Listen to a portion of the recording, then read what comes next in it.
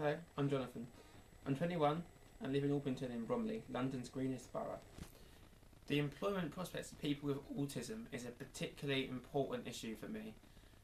From a personal level as well, I'm just leaving university, I'm looking for a job, and I have an autistic spectrum disorder, which I was diagnosed with at age 9. I'll probably find it easier than most to find a job. I already have 4 vacation schemes in law firms lined up, and I'm really interested in going into law.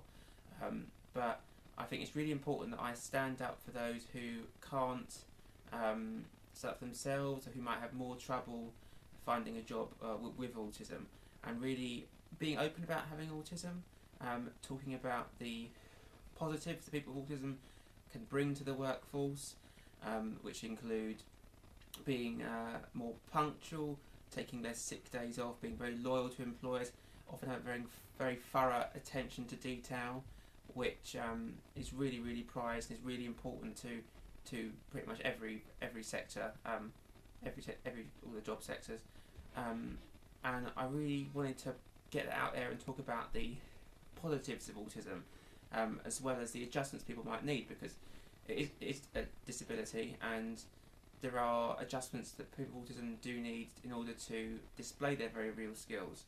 A lot of firms, they focus on guaranteed interview schemes for disabled applicants. Actually, with autistic people, that's not greatly helpful, because a lot of them have trouble at the interview stage. They can be fantastic on paper, they can really shine on paper, but it's just reading those social skills, reading those social cues in an interview, knowing when to speak, when not to speak, making eye contact, those social things which come into play at that point, which really have give them trouble. So you need adjustments during the interview stage, and also once people get a job. I've been told I shouldn't talk about being autistic myself. I've been told it's better to hide it if you can.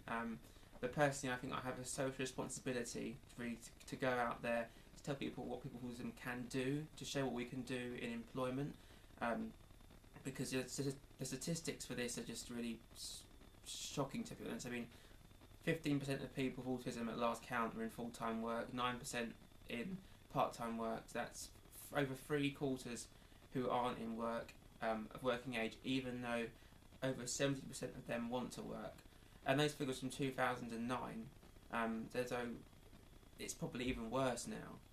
And this is just an issue that's really close to my heart, and I'm doing all that I can to improve those employment rates, to show people that we're not just interested in IT, that all those myths are wrong, that we can be good in IT, we can be good in all different kinds of sectors, that we don't lack empathy, that we can get on with people if people accept us for who we are. And I just really care very passionately about it.